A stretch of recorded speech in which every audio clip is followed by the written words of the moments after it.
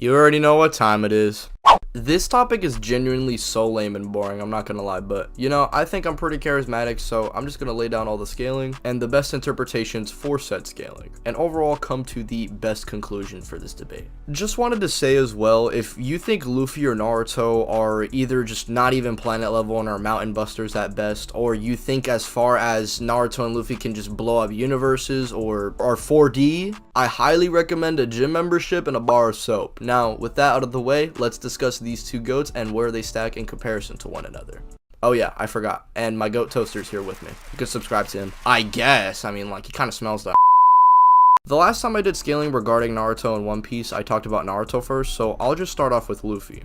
As I've said time and time again in previous videos, the best highball you can give Luffy is planet to star level if we take the Whitebeard feat at face value. For this video in particular, we are giving Luffy the benefit of the doubt and saying he scales to Kaido, who isn't far off from Whitebeard, so he should be in that star level range, as some calculations have the One Piece planet larger than a star. Again, these arguments are shaky, but just to show why this is a mismatch, I am giving Luffy the benefit of the doubt, so please do not cry in my comments, bro. Like, please don't. People are gonna do it regardless, but I just had to say it.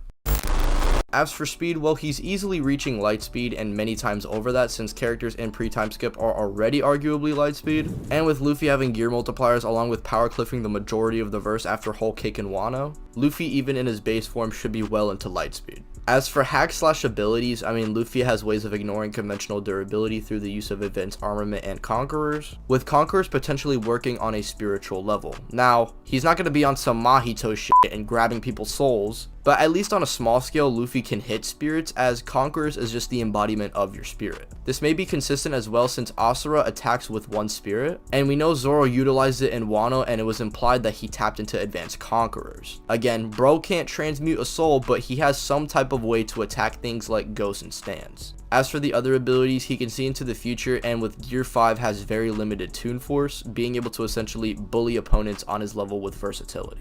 He could turn the ground to rubber, grab lightning bolts, poke through people's eyes, and etc. It's safe to say Gear 5 is pretty broken, but how does it stack up against Naruto?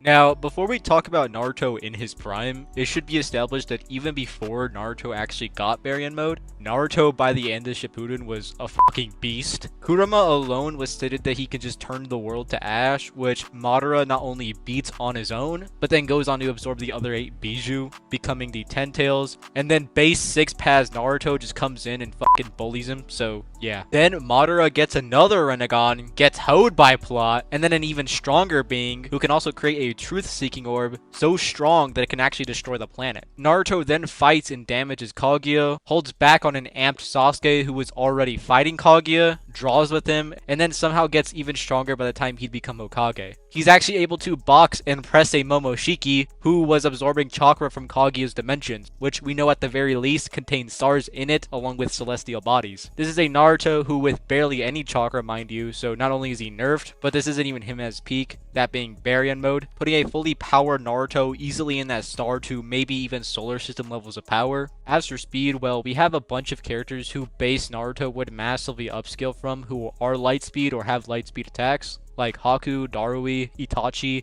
and you know, the list just keeps going on. Naruto, even before his crazy amps within the war arc, should be easily in this tier of speed, and with amps as small as the one-tailed cloak being at least a 10 times boost. Obviously, things like KCM, 6-Pass Sage mode, and Baryon mode would put his speed easily in the massively faster than light range. As for abilities, well, Naruto has crazy regen, can attack people's souls and withstand soul-based attacks with truth-seeking orbs and 6-Pass Sage mode, has access to all basic chakra natures along with things like magma and magnet release, can clone himself thousands of times over, can shoot shurikens that cause internal damage. On top of this, he has extended range with his punches, along with being able to predict and anticipate moves with Frog Kata, which mind you gives people with the Rinnegan trouble, which is just an evolved Sharingan, which already alone gives you precognition. And now let's talk about the contentious points. But, Tylearned, Luffy has Toon Force. He can play basketball with Naruto's Biju Bombs. For starters, Luffy simply is not strong enough to utilize his Toon Force like how he did with Kaido against Naruto due to how much stronger Naruto is. And even Kaido himself could contest with these abilities and could essentially negate it with Haki, which at its core is just what Chakra and Ki are. Naruto simply would just have enough power to counteract these abilities and not be too affected. Luffy wins via Speed Blitz during egg. The main argument for Luffy I always hear is Speed Blitz and during egg, which is just not really true. Both of them, in our opinion, have relative speed, with both characters easily being MFTL+, and even if we say Luffy is a bit faster, why would his during egg work anyway? Naruto has dealt with things like truth-seeking orbs, which would be more effective than any advanced airmen or conkers, and we actually see him just fucking kick the truth-seeking orb, so it's like, bro. The most these two abilities do is get through defenses and can harm Naruto, but that doesn't even work as Naruto has regeneration helping him, and it's not even going to be fatiguing him like Gear 5 did. And also, side note, Future Sight doesn't really work as Naruto has fought people with pretty much the exact same ability. But Tylearned Barren Mode has a time limit. This is the biggest piece of copium I've seen, bro. Are we really gonna act like Luffy's Gear 5 goes on forever like Super Saiyan Grade 4? Are we really gonna say Luffy's win con is through stamina, which Luffy himself already has bad stamina? Okay, bro. Like, bro, if you're gonna try and push an agenda, let's do it a little better. Like, come on now. In conclusion, Naruto's most consistent scaling is higher than Luffy's absolute best scaling, along with him having better hacks and more ways to kill him than Luffy does. We need to stop thinking Gear 5 is reaching a new tier of power. This is not Ultra Instinct. The only thing that changes this matchup is Luffy prolongs his life a few more seconds and looking like a Looney Tunes character before getting turned into sushi from a Rasen Shuriken. Naruto still slaps Luffy. Stay mad, and I swear to God, if you guys try and switch up in the comments from One Piece Tard to Naruto Tard, I'm gonna lose it. Believe it, bitch!